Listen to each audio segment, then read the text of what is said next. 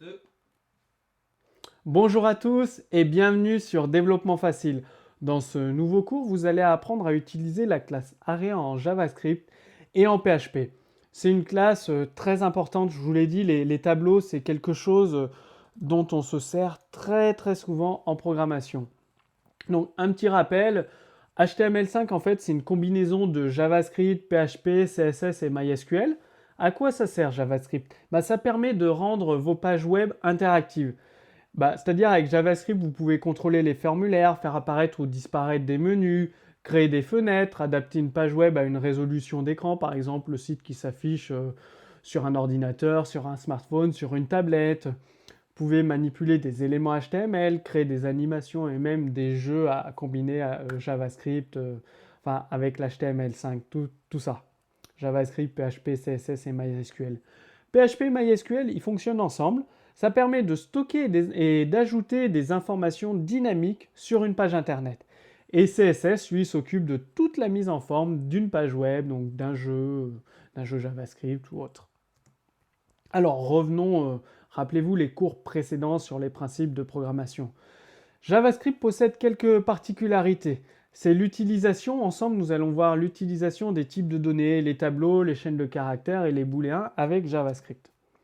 Donc je vous encourage à revoir le cours sur les tableaux, en tout cas la création, l'ajout d'éléments et le parcours de plusieurs dimensions. Et avec la syntaxe JavaScript, vous allez découvrir la classe Array. Donc, vous créez un nouveau tableau qui contient différents éléments.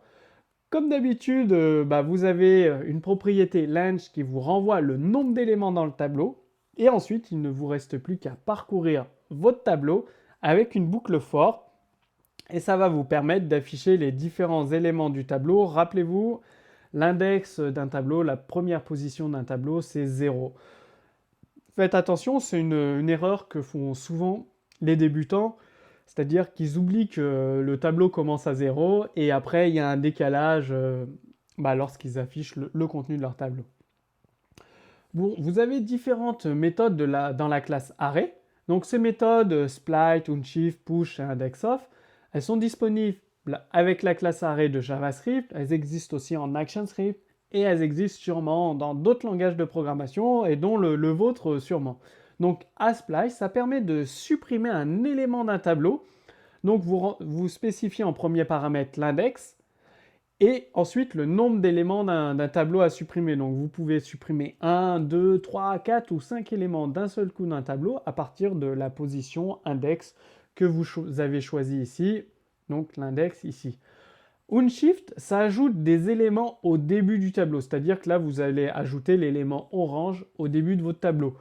Push, au contraire, ça va ajouter des éléments à la fin de votre tableau. Et indexOf, ça va vous permettre de connaître la position de l'élément que vous avez donné en paramètre. Et si l'élément n'existe pas dans le tableau, ça vous retourne la valeur -1. Il y a d'autres méthodes dans la classe Array. Par exemple, vous avez la possibilité de créer un nouveau tableau. C'est-à-dire, vous créez un tableau qui contient ananas et mangue.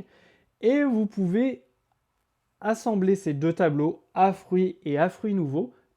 Cela va vous créer un nouveau tableau.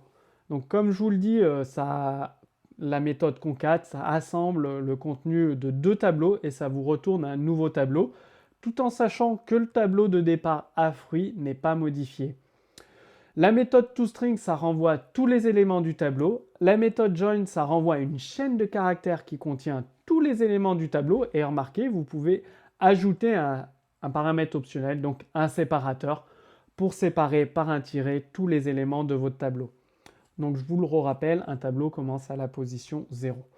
Je vais vous montrer un exemple de code source. Donc en JavaScript, vous avez créé votre tableau à fruits qui contient différents fruits. Vous voulez afficher le fruit à la position 2. Rappelez-vous, 0, 1 et 2, donc ça va afficher le banane. Ensuite, vous voulez parcourir votre tableau, afficher tous les éléments du tableau. Vous voulez renvoyer votre tableau sous forme de chaîne de caractères avec toString.